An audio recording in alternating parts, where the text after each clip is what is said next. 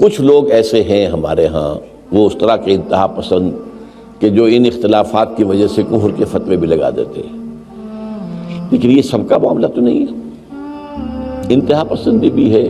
جیسے میں نے ابھی کہا، ہمارے ہاں ایک کلرجی ایک پیشہ بن گیا ہے جو کہ اسلام میں تو ہے ہی نہیں۔ اس وجہ سے کچھ خرابیاں پیدا ہوئی ہیں،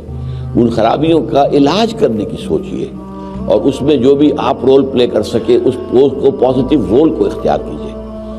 باقی تو یہ ہے کہ اس میں کوئی شک نہیں ہے کہ امریکہ کے بالکل جو آنکھوں میں آنکھیں ڈال کر بات کرنے والا تو وسط دنیا میں مسلمان جنہیں بھی سمجھا جاتا ہے وہ ایک ہی ملک ہے، وہ ایران ہے۔ اگرچہ آپ کہہ نہیں سکتے، یہ بھی اب اندازہ ہو رہا ہے کہ شاید اندر خانے ان کی آپس میں کوئی انڈرسٹینڈنگ ہو چکی ہے۔ جو ساری دھمکیاں تھیں کہ اب حملہ کر دیں گے، اب یہ کر دیں گے، وہ کر دیں گے، وہ سب ختم ہوئی چیزیں، اس لیے کہ وہ اب اصل میں انتظار کر رہے ہیں کہ ایران کے اندر ہی ایک کاؤنٹر ریولوشن اٹھا دیں، تو وہ اپنی جگہ پر ایک علیحدہ مسئلہ۔ ہمارے مسلمان حکمران اکثر و بیشتر جو ہیں وہ امریکہ کے ہاتھوں بکے ہوئے ہیں، خاص طور پر عرب جتنے بھی ہیں وہ سب امریکہ کے ہاتھ میں بکے۔ ہمارے بھی، ہمارا مشرف بھی تھا اور اب یہ بھی ہے، یہ بھی سب، یہ تو آئے ہی امریکہ کے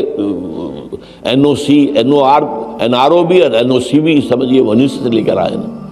تو یہ ساری خرابیاں اپنی جگہ ہیں، ان خرابیوں کو مانیے، سمجھیے، آئیڈینٹیفائی کیجیے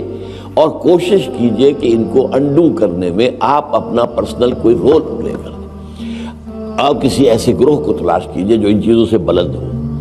جو ان چیزوں کو اہمیت نہ دیتا ہو، جو فنڈامنٹلز ہیں اسلام کے ان کے اوپر بات کرتا ہو، جو یہ ہے کہ جدید دور کے تقاضوں کو بھی سمجھتا ہو، ان کے ساتھ مل کر کام کریں۔ تو اللہ تعالیٰ آپ کو اس کی توفیق دے اور ہمت دے۔ جی